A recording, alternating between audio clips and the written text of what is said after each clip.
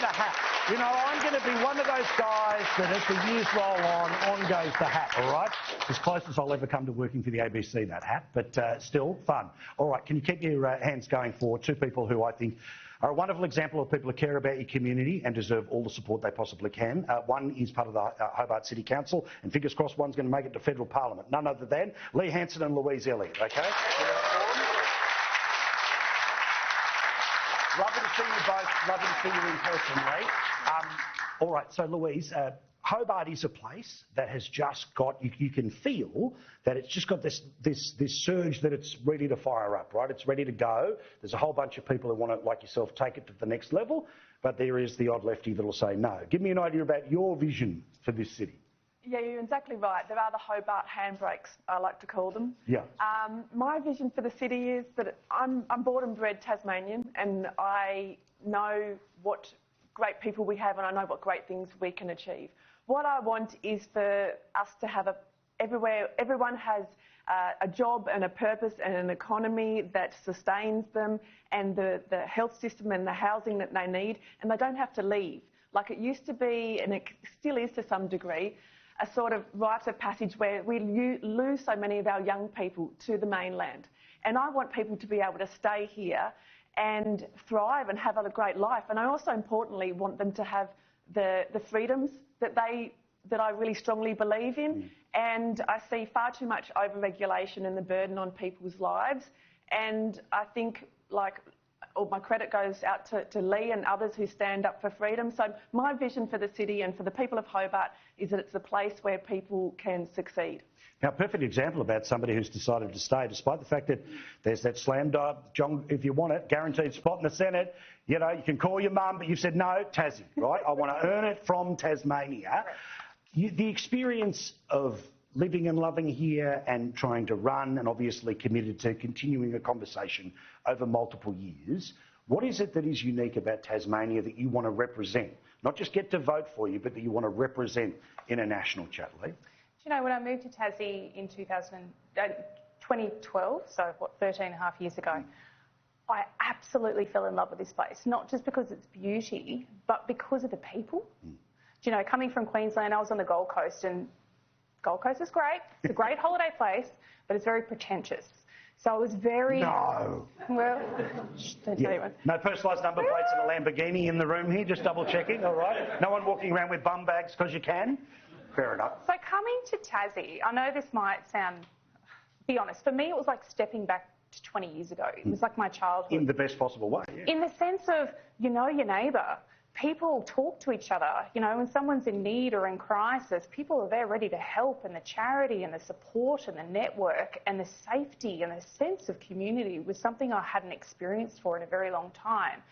So the fact that I'm privileged enough to marry a Tasmanian and raise my children here, I'm in one of the best places in the world, and I know that, and I want to embrace that. But I've seen such a transition in just the short time I've been here that's eroding. I'm seeing that the way of life eroding.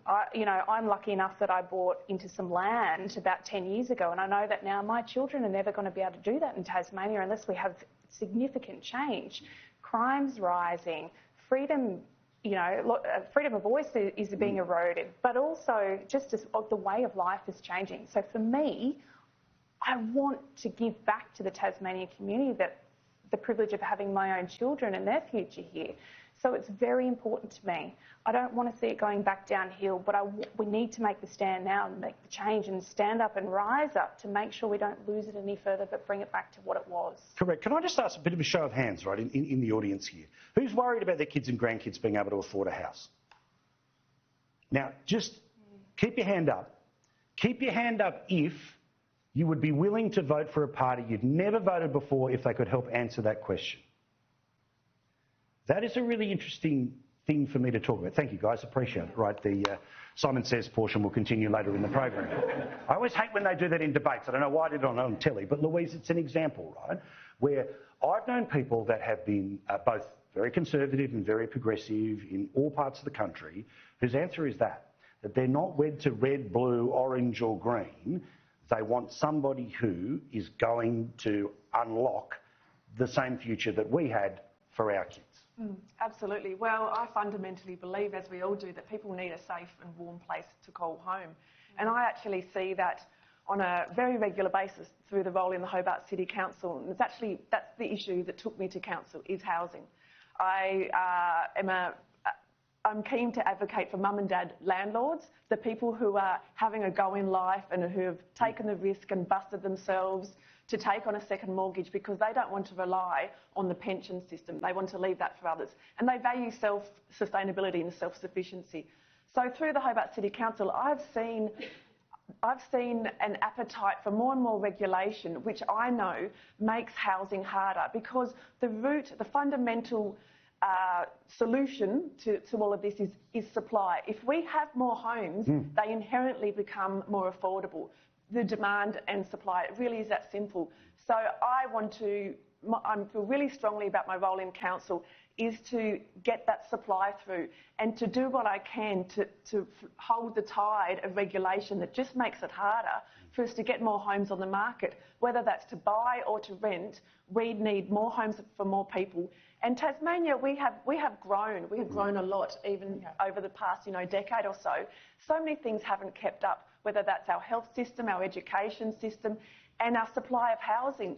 And I've seen that. Like, I've seen the price explosions. And it hurts, because Tasmanians, it wasn't that long ago where we know we were able to afford things. Things are so much more expensive now, and we need action, and we need dramatic action. So I know that people are looking for that, and people are looking for whatever party, whatever candidate can provide them with that. All right, guys. Thank you very much for the chat, Lee. Thank you for joining us every Sunday night. I really appreciate it. You'll continue to do so. Lee and Louise, give them a round of applause. They care about you. Back them, because they back